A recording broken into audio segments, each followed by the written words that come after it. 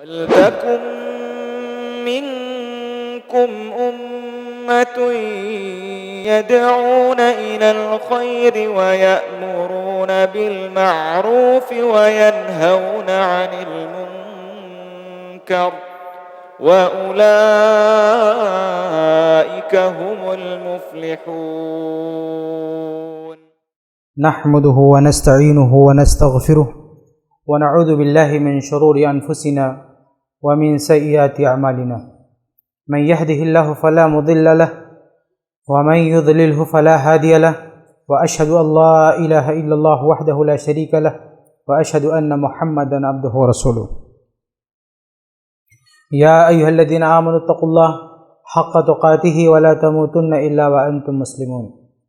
يا أيها الناس اتقوا ربكم الذي خلقكم من نفس واحدة وخلق منها زوجها وبث منهما رجالا كثيرا ونساء، واتقوا الله الذي تساءلون به والأرحام إن الله كان عليكم رقيبا.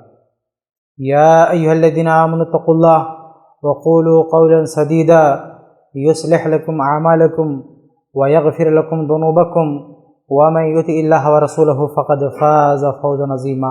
أما بعد، فإن أصدق الحديث كتاب الله، وأحسن الهدي هدي محمد صلى الله عليه وسلم، وشر الأمور محدثاتها، وكل محدثة بدعة، وكل بدعة ضلالة، وكل ضلالة في النار.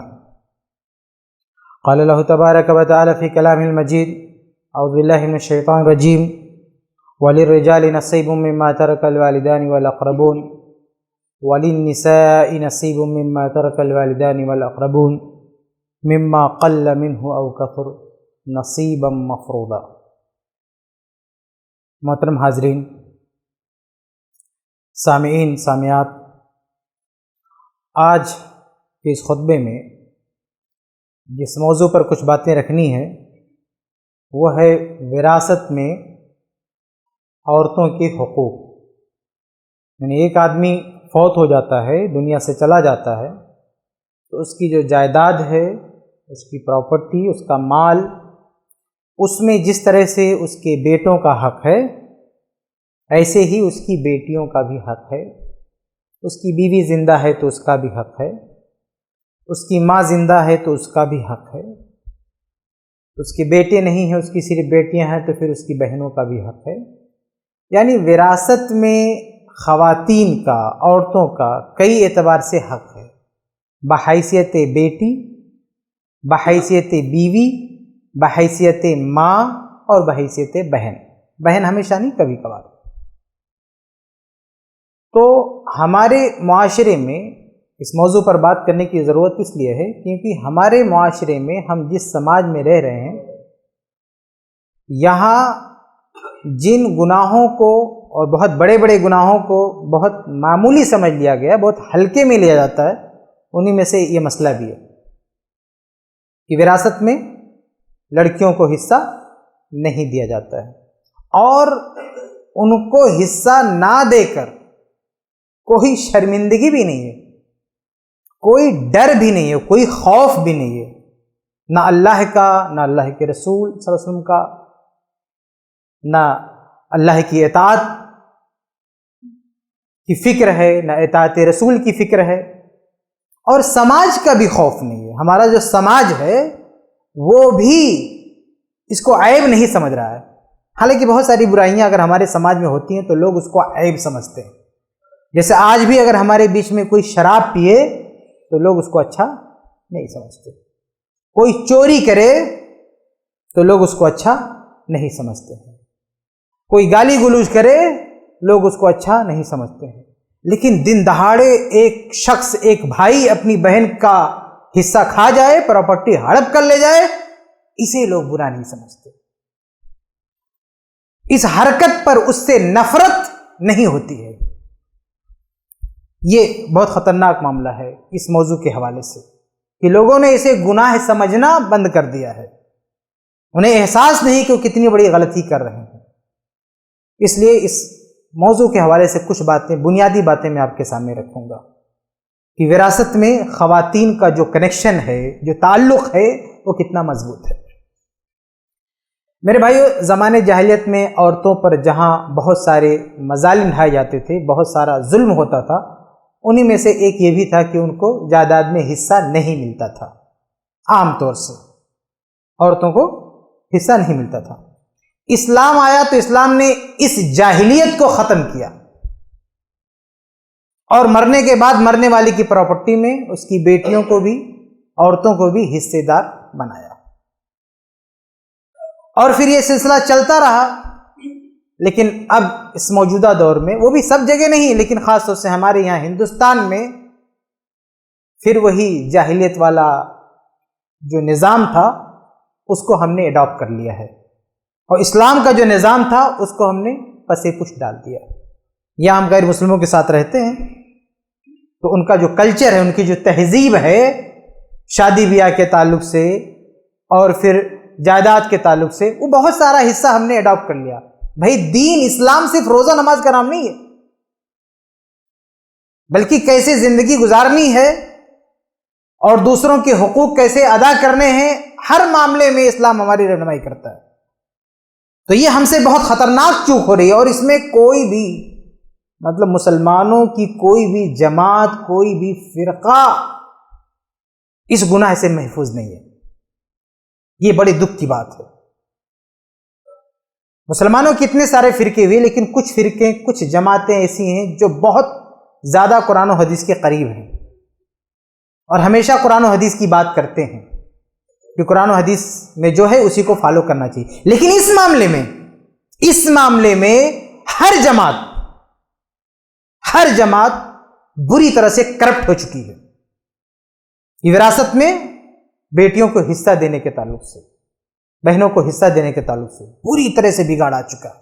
کوئی پرواہ نہیں کہ ہم نے زمانے جاہلیت جس رسم کو اور جس قانون کو اسلام نے جاہلی قانون کہا، مٹا دیا، ختم کر دیا، آج ہم اس کو دوبارہ زندہ کر رہے ہیں۔ یہ بڑی دکھ کی بات ہے۔ تو آئیے میں آپ کے سامنے کچھ حوالے رکھتا ہوں قرآن و حدیث کی روشنی میں، کہ مرنے کے بعد انسان کی جو جائیداد ہے اس میں عورتوں کا جو حق ہے وہ کتنا مضبوط ہے۔ اس حوالے سے سب سے پہلی بات تو یہ ذہن میں رکھیں کہ اللہ تعالیٰ نے سورہ نساء میں جہاں وراثت کے قوانین بتلائے ہیں، سورہ نساء کی جو آیتیں ہیں، سورہ نساء سورہ 4 آیت 11، 12 اور آخری آیت، اس میں وراثت کے قوانین ہیں۔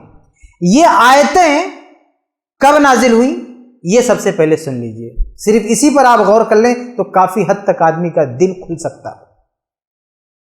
یہ جو غیر مسلموں کے ساتھ رہتے رہتے ہمارا دل لاک ہو چکا ہے، وہ شاید کھل جائے اگر آدمی تھوڑا سا غور کرے تو، کہ سورہ نساء کی آیتیں جس میں وراثت کے قوانین بتائے گئے ہیں، ان آیتوں کا نزول کب ہوا، کیوں ہوا؟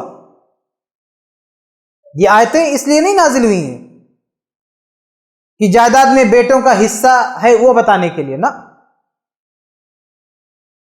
یہ آیتیں اس لیے نہیں آئی ہیں کہ مرنے کے بعد آدمی مر گیا تو اس کی جائیداد میں اس کے بیٹے کا اتنا حصہ ہے، یہ بتانے کے لیے آیتیں آئی نہیں۔ نہیں، بیٹوں کو تو پہلے ہی سے مل رہا تھا، ان کا تو کوئی مسئلہ ہی نہیں تھا۔ یہ آیتیں کیوں نازل ہوئی آپ کو پتا؟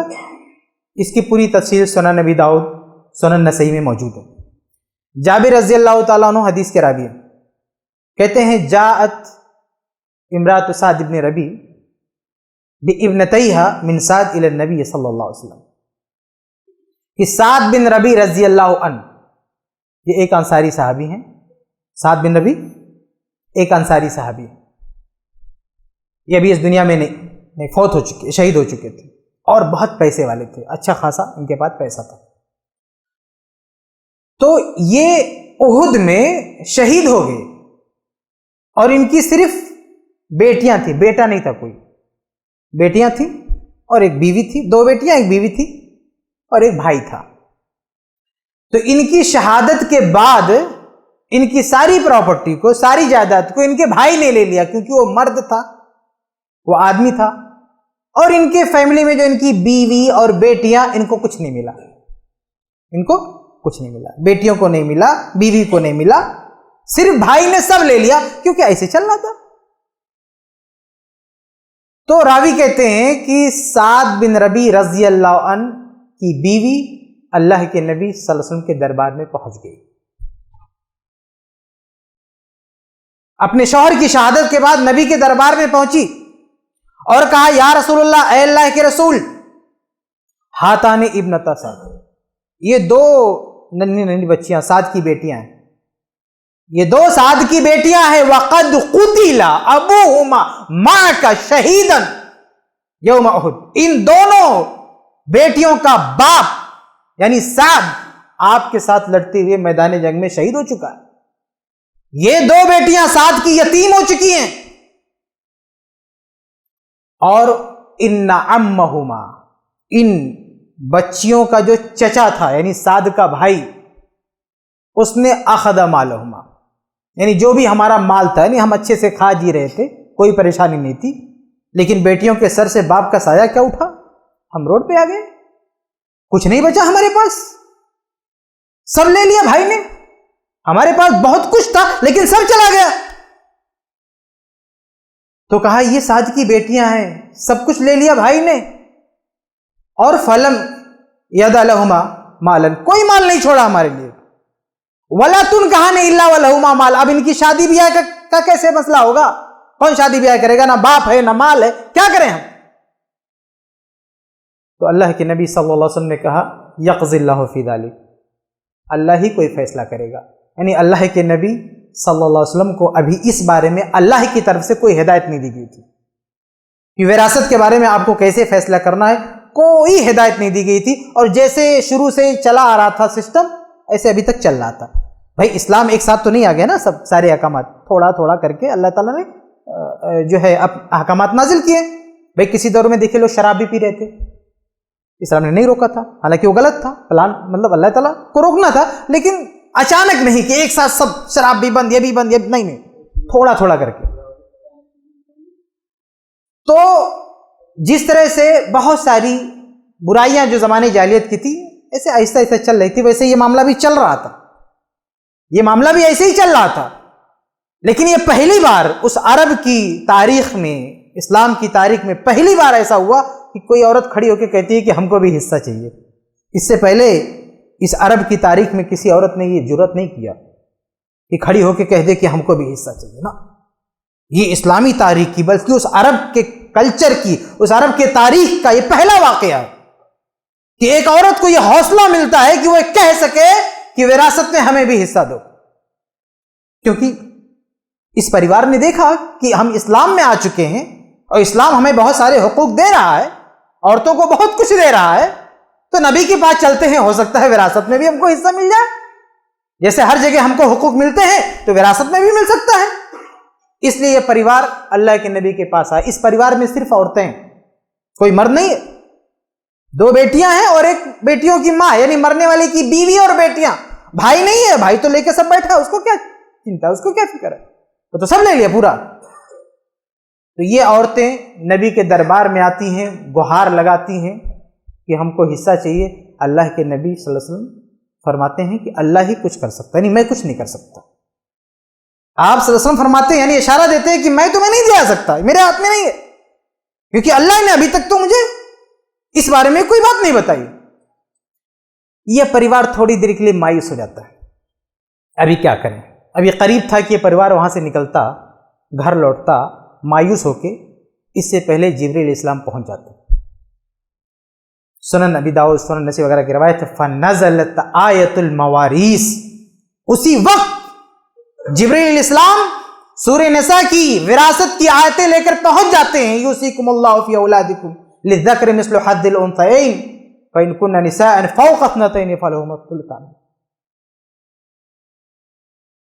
یہ قرآن کی آیتیں سورہ نساء سورہ 4 آیت 11-12 لے کے پہنچ جاتے ہیں۔ آپ صلی اللہ علیہ وسلم جب یہ آیتیں سنتے ہیں تو روایت کے الفاظ ہیں بعث الی امہما، کہ اللہ کے نبی صلی اللہ علیہ وسلم ان بچیوں کے چچا کو بلواتے ہیں۔ اب اس آیتوں میں، ان آیات میں کیا کہا اللہ تعالیٰ نے؟ قانون نہیں دیا اللہ تعالیٰ نے کہ اگر کوئی آدمی مر جاتا ہے، اس کے بچے ہیں تو بیوی کا 8واں، اور صرف بیٹیاں ہیں تو ثلثین 2/3، یہ قانون اترا اس آیت میں۔ تو اس آیت کو پڑھ کے اللہ کے نبی صلی اللہ علیہ وسلم نے سعد جو شہید ہو گئے تھے ان کے بھائی سے کہا آتی ابنتي سعد الثلثین، کہ جو پورا مال لے کے آپ بیٹھ گئے ہو اس کا 2/3 2/3 ان لڑکیوں کو دے دو، یہ بچیوں کا ہے، اور وآت امہما الثمن، اور اس کا 8واں حصہ ان بچیوں کی ماں کو دے دو، یعنی مرنے والی کی بیوی کو، وما بقی فہو لک، اور جو بچے وہ تمہارا ہے، ان کو بھی دلا ہے، بھائی کو بھی دلا ہے، لیکن سب سے لاسٹ میں بچا ہوا، پہلے بیٹیوں کو ماں کو دلایا، یعنی مرنے والی کی بیوی کو۔ پہلے جو بھائی نے لے لیا تھا وہ پورا 100% پورا لے لیا، اور جب نبی نے بانٹا تو سعد رضی اللہ عنہ کا جو پریوار تھا، ان کی بیوی بچے، ان کو 80% ملا، 20% کے آس پاس ملا بھائی کو، یعنی کم و بیش، یعنی جو 100% پورا لے چکا تھا اس کے حصے میں 20% آیا، اور 80% اس پریوار کے پاس، کم و بیش آس پاس بتا رہا ہوں آپ کو، 80% کے آس پاس ملا۔ یہ پہلا کیس ہے وراثت کا، یہ پہلا واقعہ ہے وراثت کا اسلامی تاریخ میں، یہ پہلا کہہ لیجئے پہلا خاندان ہے، پہلا پریوار ہے جس پہ وراثت کی آیتیں سب سے پہلے اپلائی کی گئی ہیں، اور سورہ نساء کی آیات کے مطابق وراثت کو بانٹ کے دیا گیا ہے۔ اب یہاں پہ آپ ذرا غور کیجئے کہ قرآن کی آیتیں، جب یہ آیتیں اتری نا تو صرف بیٹیوں کا حصہ نہیں بتایا، ساتھ میں بیٹوں کا بھی بتا دیا، ہاں، لیکن ذرا غور کیجئے کہ یہ قرآن کی آیتیں، سورہ نساء کی آیتیں نازل کیوں ہوئی، وجہ کیا بنی تھی ان آیتوں کی اترنے کی، اس کا پس منظر کیا تھا، بیک گراؤنڈ کیا تھا، کیا ایسا ماجرا پیش آیا تھا کہ اللہ تعالیٰ نے یہ آیتیں نازل کر دی، یعنی زمانے جاہلیت کا جو اتنا پرانا سسٹم قانون چلا آ رہا تھا اسے ختم کر کے نیا قانون نازل کیا، کس لیے؟ صرف عورتوں کو حصہ دلانے کے لیے۔ یہ پوری حدیث کیا بتا رہی ہے کہ قرآن میں جو وراثت کی آیتیں نازل کی گئی ہیں وہ عورتوں کے کہنے پر نازل کی گئی، عورتوں نے گہار لگائی، نبی کے دربار میں مقدمہ کیا، مانگ کیا، اللہ نے ان کی مانگ پوری کی، اللہ نے ان کی خاطر، عورتوں کے حقوق کی خاطر اسپیشل الگ سے قانون بنایا، سورہ نساء میں ان آیتوں کو رکھ دیا، اور وہ بھی نبی کے ذریعے نہیں، اللہ کے نبی صلی اللہ علیہ وسلم کو الگ سے اللہ تعالیٰ وحی کر سکتا تھا، اشارہ کر سکتا تھا کہ آپ بتا دو، لیکن نہیں، اپنے الفاظ میں اللہ تعالیٰ نے اپنے الفاظ میں آیات نازل کر کے قرآن میں درج کر دیا، تاکہ قیامت تک کوئی ان کو بھول نہ سکے، کوئی بہانہ نہ کر سکے کہ بھئی کوئی حدیث ہے تو کہتا ہے ہمیں یہ حدیث نہیں معلوم، نہیں پتا، قرآن تو گھر گھر موجود ہے، قرآن کے حافظ جگہ جگہ موجود ہیں، کوئی یہ نہیں کہہ سکتا کہ وہ آیت نہیں معلوم ہے، کسی کے علم میں نہیں ہے۔ تو اللہ تعالیٰ نے ان آیتوں کو باقاعدہ قرآن کا حصہ بنا دیا، اور ان آیتوں کو اتنا کلیئر، کتنا واضح، یعنی وہ جو قانون اللہ تعالیٰ نے بتایا ہے وہ اتنے واضح لفظوں میں بتایا ہے کہ آج تک امت میں اختلاف ہوا ہی نہیں اس چیز کو لے کر۔ آپ دیکھیں بہت سارے مسئلے میں نا، نماز کے کتنے مسائل امت میں اختلاف ہے، روزے کے مسائل میں اختلاف ہے، حج کے مسائل میں اختلاف ہے، بہتوں مسائل میں اختلاف ہے، لیکن ایک آدمی مر گیا، اس کی جائیداد میں جیسے بیٹوں کا حصہ ہے، بیٹیوں کا بھی کچھ حصہ ہے، اس بات کو لے کر کوئی اختلاف آج تک نہیں ہوا۔ کیوں؟ کیونکہ اللہ تعالیٰ نے اختلاف کی جڑ کاٹ دیا ہے، پوری ڈیٹیل کے ساتھ اس کو قرآن میں درج کر دیا ہے۔ تو میرے بھائیوں، خلاصہ یہ ہے، اس حدیث کو سنا کے میں آپ کو یہ کہنا چاہتا ہوں کہ یہ جو قرآن کی آیتیں آئی ہیں وراثت کا قانون بتانے کے لیے، ان کا مقصد یہ ہے کہ عورتوں کا حق نہ مارا جائے، ان کو دینا ضروری ہے، یہ پہلی بات۔ اس سے اندازہ لگا سکتے ہیں کہ وراثت میں عورتوں کے جو حقوق ہیں ان کی کتنی اہمیت ہے۔ آگے بڑھیں، ایک دوسری بات کہ اللہ رب العالمین نے ان آیات کو بھی، جو وراثت سے متعلق آیتیں نازل کی، ان آیات کو بھی اللہ تعالیٰ نے قرآن میں کون سی سورت کے اندر رکھا ہے؟ سورہ نساء، سورہ نمبر 4۔ نساء مانے ہوتا خواتین، نساء مانے عورتیں، خواتین۔ اب وراثت کے قوانین ہیں، اور کون سی صورت میں بیان ہو رہے ہیں؟ سورہ نساء۔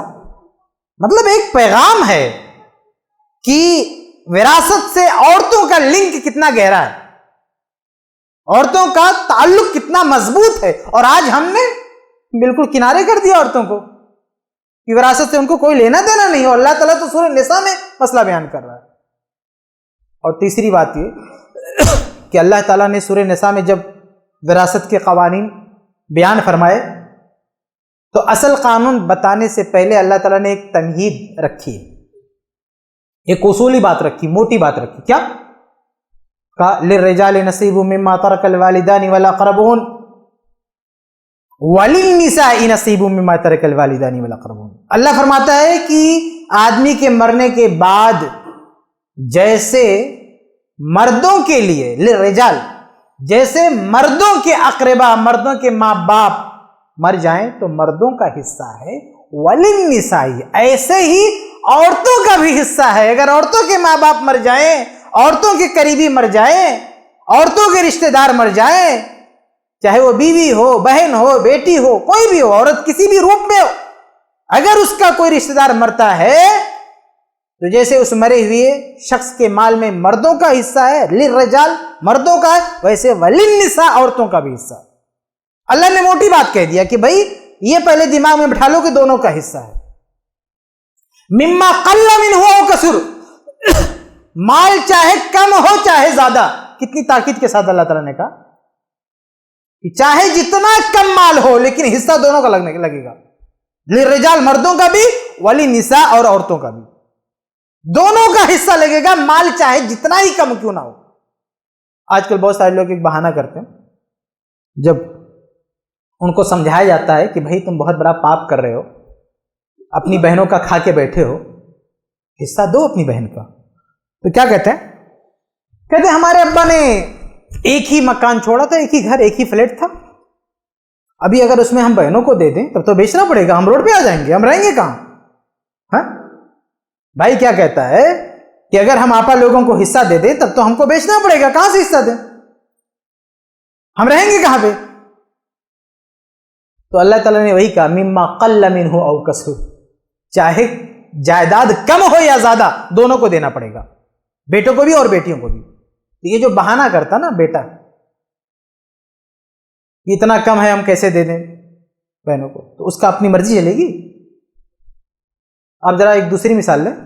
فرض کرو کہ ایک آدمی مر گیا، اس کی بیٹیاں نہیں ہے، صرف بیٹا ہے. مان لو 4 بیٹے ہیں، ایک آدمی مر گیا، اس کے 4 بیٹے. 3 بیٹے بڑے تھے، کوئی دبئی نکل گیا، کوئی سعودی نکل گیا، کوئی یہاں نکل گیا، ایک بیٹا پڑا رہ گیا. اور باپ کا ایک ہی فلیٹ تھا، مان لیجیے ممبئی میں ایک فلیٹ تھا، اس میں ایک بیٹا رہ رہا ہے اور باقی بیٹے الگ جگہ سیٹ ہو گئے. باپ کا انتقال ہو گیا، سارے بیٹوں نے کہا بانٹو ابا کی جائیداد. تو کیا ایسے موڑ پہ وہ بیٹا کہہ سکتا ہے کہ اگر میں بانٹ دوں تم تو روڈ پہ آ جاؤں گا؟ اگر وہ ایسا بولے کہ بھیا لوگ اگر تم کو میں حصہ دے دوں تو مجھے تو روڈ پہ آنے پڑے گا، تو اس کے بڑے بھائی لوگ کیا کہیں گے؟ تو روڈ پہ جا، جہنم میں جا، کہیں بھی جا، ہم کو کیا لینا دینا؟ بچوا کے نہیں چھوڑیں گے وہ لوگ. ایسا کیس آپ جانتے ہیں پورے ممبئی میں کہیں بھی کہ بیٹیاں نہ ہو، صرف بیٹے ہوں اور اکیلا رہ رہا ہو کوئی بیٹا اور دوسرے بیٹوں نے بخش دیا ہو، نہیں جا جا جا تو لے اکیلے، ہم کو نہیں چاہیے، نہ نہ نہ، بیچوا دیتے ہیں اس کو، خالی کرا دیتے ہیں اس کو اور بانٹ کے لے لیتے ہیں. 3 بھائی ہیں، 3 لے لیں گے، 4 ہیں 4 لے لیں گے، 5 ہیں 5 لے لیں گے. بیٹے نہیں بخشتے نا، تو مرد ہنس کچھ بھی ہو لیکن خالی کریے، باپ کی پراپرٹی جیسے تیرا ویسے میرا بھی ہے، نکل یہاں سے. لیکن آپا نے اگر کہہ دیا کہ ہم کو دو تو آپا ہم جائیں گے کہاں؟ بہت بڑے مرد بنتے تو یہ جواب اپنے بھائیوں کو دو نا. اگر ہمت ہے تو ان کو بھی بولو کہ بھیا اگر تم کو دے دیے تو ہم کہاں جائیں گے؟ اب دیکھو کیسے خالی کراتا ہے تم کو وہ بھائی. یہی حال رہ گیا ہے کہ اپنا حق چھیننا پڑتا ہے. یعنی بھائی، تمہارا بھائی وہ چھین سکتا ہے اس لیے دے دو گے، اور بیچاری بہن وہ نہیں چھین سکتی تو اس کو نہیں دو گے. تو یہ بہانہ کہ پراپرٹی کم ہے، تو اللہ تعالیٰ نے اس کو بھی کلیئر کر دیا مما قل، چاہے جتنا کم ہو، او کثر یا جتنا بھی زیادہ ہو، دونوں کو دینا پڑے گا. نصیبا مفروضا، جتنا اللہ طے کر رہا ہے، جتنا بیٹے کا جتنا بیٹی کا، جو بھی اللہ نے بتایا اس کے مطابق دونوں کو دینا پڑے گا. یہ اللہ تعالیٰ نے تمہید رکھی ہے. اس کے بعد آگے اللہ تعالیٰ نے تفصیل بتایا ہے، ڈیٹیل آگے ہے، لیکن پہلے ہی ذہن سازی کر دیا اللہ تعالیٰ نے کہ دونوں کو دینا ہے، چاہے جائیداد کم ہو چاہے زیادہ.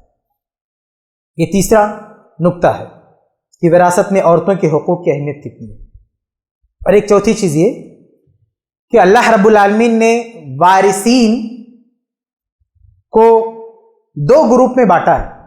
یعنی ایک آدمی کے مرنے کے بعد اس کے جو وارثین ہیں نا، جو اس کے مال میں وارث بنتے ہیں، ان کو اللہ تعالیٰ نے ایسا نہیں کہ ایک لائن سے کھڑا کر دیا بارے بارے جو بھی آؤ لیتے جاؤ، نہیں، دو گروپ کیا، دو گروپ میں بانٹا ہے۔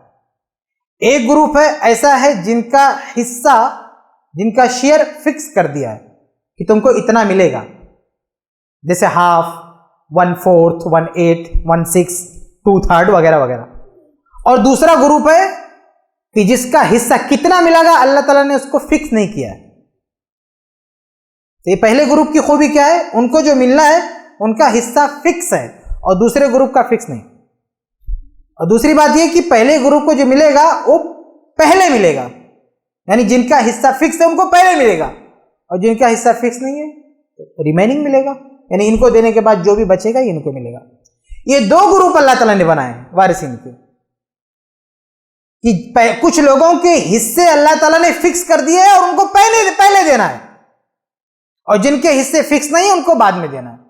صحیح بخاری میں بھی اللہ تعالیٰ نے، اللہ کے نبی صلی اللہ علیہ وسلم نے، صحیح بخاری میں بھی اللہ کے نبی صلی اللہ علیہ وسلم کی بڑی مشہور حدیث ہے، عبداللہ ابن عباس رضی اللہ عنہ فرماتے ہیں کہ اللہ کے نبی صلی اللہ علیہ وسلم نے فرمایا الحق الفرائض باہلھا، کہ اللہ نے جن کے حصے طے کر دیے نا ان کو پہلے دے ڈالو، فما بقی، ان کو دینے کے بعد جو بچتا ہے فَلِأَوْلَى رَجُلٍ ذَكَرَ، تو جو قریبی مذکر ہے اس کو دو۔ یہ دو گروپ ہیں۔ یہ دو گروپ کیوں بنایا اللہ تعالیٰ نے؟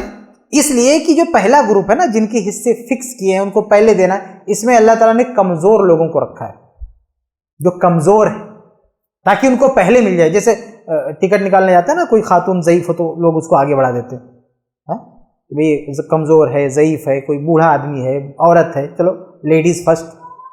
تو ایسے جو کمزور لوگ ہیں اللہ تعالیٰ نے اس میں رکھا، زیادہ تر عورتیں ہیں، یا پھر بوڑھا باپ اس میں آتا ہے، یا پھر شوہر آ جاتا ہے، اور جو مضبوط لوگ ہیں، پاورفل لوگ ہیں، ان کو ادھر پیچھے ڈھکیل دیا ہے وراثت میں، کہ پہلے ان کو دو، ان کو دینے کے بعد جو بچے گا وہ ادھر ان لوگوں کو ملے گا، یعنی سیکنڈ نمبر پر ہیں یہ ویٹنگ، یا کہتے ہیں کہ ویٹنگ پر ہے، یہ ویٹنگ پر، ان کو مل جائے گا تب ان کو ملے گا۔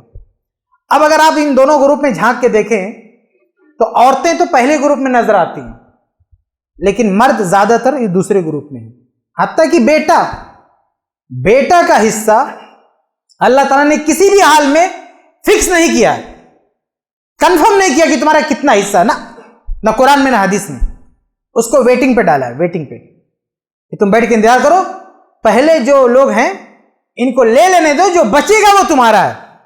ایسا نہیں ہے کہ سب ختم ہو جاتا ہے، جو بچتا ہے وہ زیادہ ہوتا ہے، لیکن جن کا حصہ فکس ہے ان کو پہلے لینا ہے۔ جیسے ماں ہے، مرنے والی کی اگر ماں، بیوی نہیں، ماں اگر اولاد کے ساتھ ماں ہے تو ماں کا حصہ 1/6، 1/6، بہت زیادہ نہیں ہے لیکن پہلے دینا ہے 1/6۔ ان کو دینے کے بعد جو ہے اگر بیٹا ہی ہے تو بیٹا لے لے گا۔ تو بیٹوں کا حصہ اللہ تعالیٰ نے فکس نہیں کیا کسی بھی حالت میں، ان کو ویٹنگ پہ ڈالا ہے۔ لیکن بیٹیوں کو، اگر بیٹیاں اکیلی ہیں، بیٹے کے ساتھ نہیں ہیں، تو اللہ تعالیٰ نے ان کا حصہ فکس کر دیا ہے کہ ان کو پہلے ملے گا۔ ایک بیٹی ہے تو آدھا، ہاف پہلے ملے گا، 2 بیٹیاں ہیں تو 2/3 پہلے ملے گا۔ ان کو دینے کے بعد جو بچے گا نا وہ ادھر ٹرانسفر ہوگا۔ ابھی میں نے جو حدیث سنائی تھی نا آپ کو، ذرا اس پہ دوبارہ غور کیجیے، کہ جب عورتوں نے نبی کے دربار میں گہار لگائی تھی کہ ہم کو وراثت میں حصہ چاہیے، نبی نے کہا تھا کہ میں کچھ نہیں کر سکتا، اللہ فیصلہ کرے گا۔ تو اللہ نے جو فیصلہ کیا تو نبی نے جب بانٹا تو کیسے بانٹا یاد ہے کیسے بانٹا؟ جس نے پورا مال لے کے بیٹھ گیا تھا نا، اس سے کہا کہ سب سے پہلے 2/3 بیٹیوں کو دو، بیٹیاں نا فکس شیئر ہے، 2/3 فکس ہے، پہلے دلایا، اور پھر کہا آتے امہما الثمن، 1/8 بیوی کو یا بچوں کی ماں کو دو، وما بقیہ، ان سب کو نپٹانے کے بعد، دینے کے بعد جو بچتا ہے، جو ریمیننگ ہے، فولکو تمہارا ہے۔ سب سے لاسٹ میں اس کا حصہ لگایا، جو سب سے پہلے لے کے بیٹھا تھا اس کو سب سے لاسٹ میں ویٹنگ پہ ڈال دیا کہ پہلے ان کو 2/3 دو، 1/8 بیوی کو دو، اور جو ریمیننگ، جو بچتا ہے وہ تمہارا ہے۔ یہ جو سسٹم بنایا ہے یہ بھی اس لیے ہے تاکہ عورتوں پہ ظلم نہ ہو یا کمزور لوگوں پہ ظلم نہ ہونے پائے۔ اس میں کتنا خیال رکھا اللہ تعالیٰ، اور بھی بہت ساری چیزیں۔ بہرحال خلاصہ کلام یہ کہ وراثت میں ایک آدمی کے مرنے کے بعد اس کی جائیداد میں اس کی لڑکیوں کا بڑا مضبوط حصہ ہے، اس حصے کو کوئی ادھر ادھر نہیں کر سکتا۔ اس حوالے سے میں نے کچھ باتیں آپ کے سامنے رکھی۔ اب آئیے میں کچھ باتیں آپ کے سامنے رکھتا ہوں کہ اگر کسی نے ان آیتوں پہ عمل نہیں کیا، لوگ اس کو ہلکا سمجھتے ہیں نا، تو اس کے لیے وعید کیا ہے؟ قرآن میں اللہ تعالیٰ نے صرف یہ نہیں بتایا کہ ایک آدمی کے مرنے کے بعد بیٹی کو اتنا، بیٹے کو اتنا، فلاں کو اتنا، فلاں کو اتنا، بلکہ آگے یہ بھی کہا تلک حدود اللہ. جب اللہ تعالیٰ نے قوانین بیان کر دیے تو اللہ تعالیٰ کہتا ہے یہ اللہ کے قوانین ہیں، اور اگر ان پہ کوئی عمل کرے گا اللہ جنت دے گا. اور وَمَن يَعْصِ اللَّهَ وَرَسُولَهُ وَيَتَعَدَّ حُدُودَهُ، اور جو شخص اللہ اور اس کے رسول صلی اللہ علیہ وسلم کی نافرمانی کرے گا وَيَتَعَدَّ حُدُودَهُ، اور یہ جو قوانین اللہ نے بتائے نا وراثت کے، اگر ان پہ عمل نہیں کرے گا، ان قوانین کو توڑے گا، تو اللہ کیا کرے گا؟ يُدْخِلُهُ نَارًا، اللہ اسے جہنم میں پھینک دے گا، اور خالدن فیہا، جہاں وہ ہمیشہ رہے گا. کتنی خوفناک تعبیر ہے. دیکھیں آپ، وراثت کے معاملے میں کوئی گھپلا کرے گا تو اللہ سزا کیا بیان کر رہا ہے کہ اس کو اللہ تعالیٰ جہنم میں پھینک دے گا جہاں وہ ہمیشہ رہے گا، خالدن فیہا. آپ ترجمہ کھول کے دیکھ لیں کیا ترجمہ ہے، ترجمہ کھول کے دیکھیں. آپ نے شاید یہ سنا ہوگا نا کہ جو مشرک مر گیا تو ہمیشہ جہنم میں رہے گا، فلاں مر گیا تو ہمیشہ جہنم میں رہے گا. یہ ادھر سورہ نساء بھی کبھی کھول کے پڑھو، اللہ نے کہا وراثت میں اگر کوئی گھپلا کیا جہنم میں اللہ ڈالے گا، خالدن فیہا، ہمیشہ رہے گا وہ. اب یہاں خلود پر لمبی چوڑی بحث ہے علماء کی، میں اس طرف نہیں جاتا، نہ اتنا وقت ہے، لیکن اللہ کی تعبیر یہی ہے کہ جو وراثت میں ادھر ادھر کرے گا جہنم میں جائے گا، ہمیشہ رہے گا. تو یہ ایک سزا تو اللہ تعالیٰ نے یہی بیان کی، وَلَهُ عَذَابٌ مُهِينٌ، اور اس کے لیے رسوا کن عذاب رہے گا. یعنی عزت کمانے کے لیے دنیا میں دوسروں کی جائیداد ہڑپتا ہے، لیکن اللہ تعالیٰ وہاں ذلیل کرے گا، ایک تو جہنم میں ڈالے گا، اور اوپر سے ذلت والا عذاب، اسے ذلیل کر دے گا اللہ تعالیٰ قیامت کے دن. اور صرف یہ تو قرآن کی بات ہے، اگر حدیث کی طرف آئیں تو صحیح مسلم کی بڑی مشہور حدیث ہے. ایک مرتبہ اللہ کے نبی صلی اللہ علیہ وسلم نے پوچھا کہ اتدرون من المفلس، کہ صحابہ تمہیں پتا ہے کہ کنگال کون ہے؟ کنگال. تو صحابہ نے کہا من لا درہم لہ ولا متاع، جس کے پاس روپیہ پیسہ نہیں وہ کنگال ہے. تو نبی نے فرمایا ان المفلس من امتی، میری امت کا کنگال وہ ہے یاتی یوم القیامہ، جو قیامت کے دن آئے گا بصلاۃ وصیام وزکات، نماز لے کے، روزہ لے کے، حج لے کے، سب کا بھنڈار لے کے آئے گا. یعنی وہ نمازی ہے، روزے دار ہے، ہر سال دوڑ کے حج کرنے جاتا ہے، عمرہ کرنے جاتا ہے، یہ سب کیا اس نے، لیکن اس کے ساتھ قد شتم ھذا، قذف ھذا، اور اسی میں ایک ہے اکل مال ھذا، اس نے کسی کا مال کھایا ہوگا، کسی کا مال کھایا ہوگا. اس کے پاس نماز ہے، روزہ ہے، حج ہے، سب کچھ ہے. آپ دیکھ لیں ہمارے سماج میں ایک آدمی اچھا خاصا نمازی ہے لیکن بے حیا بے غیرت اپنی بہن کا کھا کے بیٹھا، شرم نہیں آتی اس کو، اور سماج اس کو عزت دے رہا. بھائی کتنے لوگ مسئلہ پوچھتے ہیں کہ مولانا صاحب فلاں آدمی سود کھا رہا ہے، اس کی دعوت میں جا سکتے ہیں؟ استغفر اللہ. ارے آدمی اس سے بڑا بلنڈر کر کے رکھا، اس کے بارے میں تو پوچھتا ہی نہیں.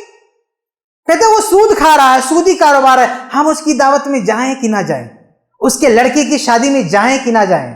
واہ بھیا واہ. ہم نہیں کہتے سود جائز ہے، غلط ہے، لیکن اس سے بڑا پاپ کیا ہے؟ اپنی بہن کا حصہ کھا کے بیٹھا ہے. اس سے بڑا ظلم ہے، اس سے بڑا کرائم ہے. اور آدمی یہ نہیں پوچھتا ہے کہ فلاں آدمی اپنی بہن کا حصہ کھا کے بیٹھا ہے، اس کے گھر شادی ہو رہی، جاؤں کہ نہ جاؤں. یہ کیوں نہیں پوچھتے بھائی؟ یہ کیوں نہیں پوچھتے آپ سب کو بیٹھ کے اسکین کر رہے ہو، کس کی دعوت کھا سکتے کہ نہیں کھا سکتے؟ تو اسکین کرو نا اس کی پراپرٹی کو کہ دیا کہ نہیں، بہنوں کو حصہ دیا کہ نہیں دیا. اگر نہیں دیا کس بات کا عزت دار آدمی ہے؟ ابھی یہاں CCTV کیمرہ لگا ہے، اگر کوئی آدمی موبائل چوری کرے کسی کی، پکڑ میں آ جائے تو کیسا اس کو کٹ کر کے فیس بک پہ ڈالیں گے، یہ دیکھو پکڑا گیا چور. کتنے لوگ گالی دیں گے، مارو پیٹو، یہ کرو، پولیس کو دو. 10,000 کی موبائل کوئی چوری کر لیا، کتنا ذلیل کرتے ہیں اس کو. یہاں لاکھوں کھا کے بیٹھا آدمی، اپنی بہن کا لاکھوں لوٹ لیا، ہڑپ لیا ہماری آنکھوں کے سامنے، اور اف تک کوئی نہیں کہتا. استغفر اللہ. یہ ہمارا سماج. 15,000 کی موبائل چوری کر لیا تو اس کو لتیاتے ہیں، اس کو بے عزت کرتے، اور لاکھوں بہن کا لوٹ کے بیٹھا ہے اور آدمی زبان نہیں کھولتا اس کے خلاف کہ تو کیا کر رہا ہے. یہ ہماری ذمہ داری ہے. ہماری ذمہ داری ہے. صحیح مسلم کی حدیث ہے من رآ منکم منکرا فلیغیرہ بیدہ، کہ تم میں سے کوئی بھی غلط کام دیکھے، ہاتھ میں طاقت ہے، ہاتھ استعمال کر کے روکے. یہ نہیں ہونا چاہیے، غلط کام نہیں ہونا چاہیے. اگر ایک پریوار میں کوئی آدمی جانکار ہے قرآن و حدیث کا علم رکھتا ہے، وہ دیکھ رہا ہے کہ اتیاچار ہو رہا ہے، اس کا فرض ہے کہ کھڑا ہو جائے چٹان کی طرح. نہیں ہونے دوں گا، یہ ظلم نہیں ہونے دوں گا. اگر اتنا بھی نہیں کر سکتا فَإِن لَمْ يَسْتَطِعْ فَبِلِسَانِهِ، اگر ہاتھ نہیں اٹھا سکتا کم سے کم زبان تو کھولے کہ تو کیا کر رہا ہے، یہ کون سا پاپ کر رہا ہے، اتیاچار کر اپنی بہن کا کھا کے بیٹھا ہے، چور ڈاکو، تو ہمارے ساتھ بیٹھنے کے لائق ہے، اس کو بھگاتے کہ نہیں. ایک آدمی شراب پی کے بازو میں آ جائے گا، بیٹھ جائے گا تو آدمی نفرت کرے گا، اور بہن کی کھا کے آ کے بیٹھے گا، اس کے ساتھ گھومو گے، پکنک مناؤ گے، مزے اڑاؤ گے اس کے ساتھ، وہ آپ کا دوست ہے، دوستی کے لائق ہے وہ آدمی جس نے بہنوں کا کھا کے بیٹھا ہے. اور کہا اگر زبان سے بولنے کی بھی طاقت نہیں ہے تو فبقلبہ، دل میں تو برا جانو کہ کتنا گھٹیا انسان ہے، اپنی بہن کا کھا کے بیٹھا. نفرت، گھن آنی چاہیے، گھن آنی چاہیے ایسے لوگوں سے جنہوں نے، جو ڈاکو ہیں، جو چوری کر کے اور جو ہے لوٹ کے بیٹھے ہوئے ہیں، گھن آنی چاہیے ایسے لوگوں سے. تو اللہ تعالیٰ انصاف کیسے کرے گا؟ وہ حدیث سنا رہا تھا آپ کو کہ روزہ، نماز، حج، زکات سب لے کے بتائے، ہر سال جا رہا حج کرنے، بے غیرت انسان. حج کرنے کے لیے پیسے، وہ بہن کو حصہ دینے کے لیے پیسے نہیں ہے، شرم نہیں آتی؟ ہر سال حج کرنے جا رہا ہے.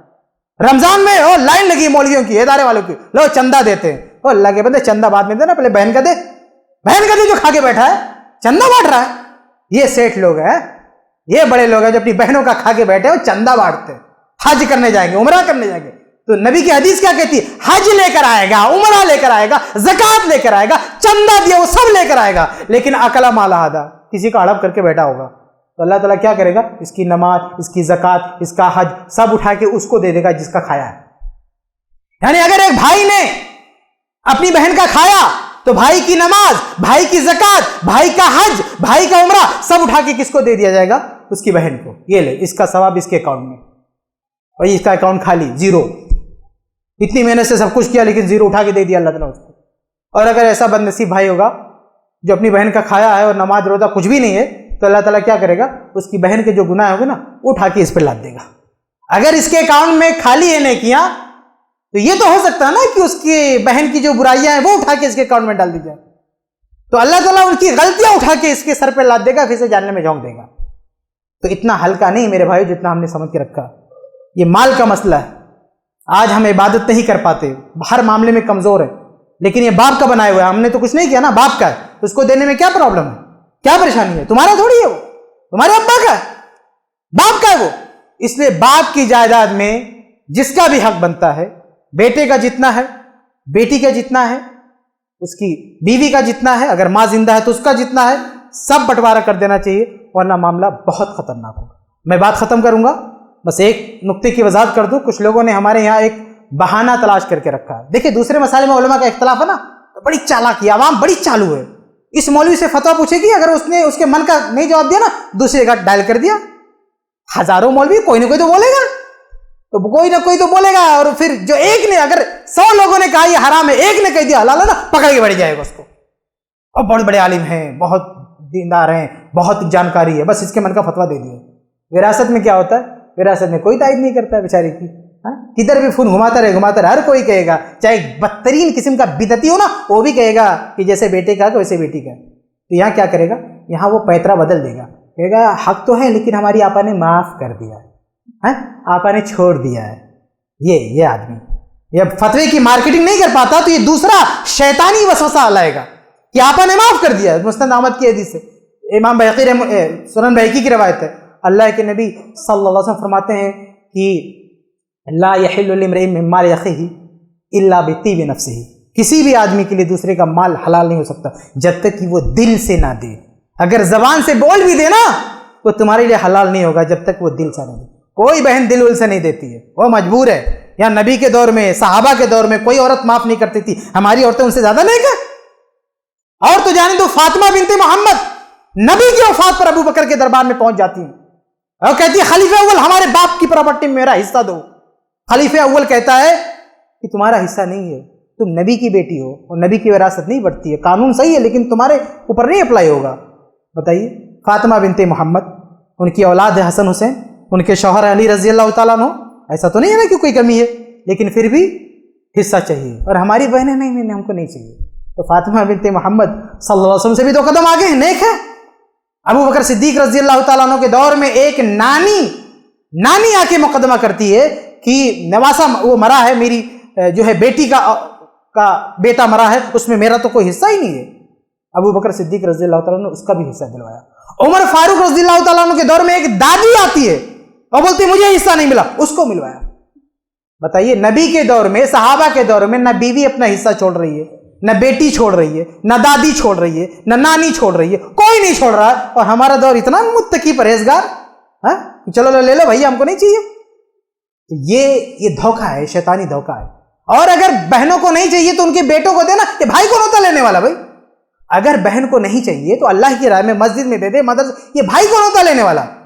اگر سپوز بالفرض اگر بہن کہتی ہے کہ ہم کو نہیں چاہیے، تو اس کے نہ لینے سے تمہارا کیسے ہو گیا؟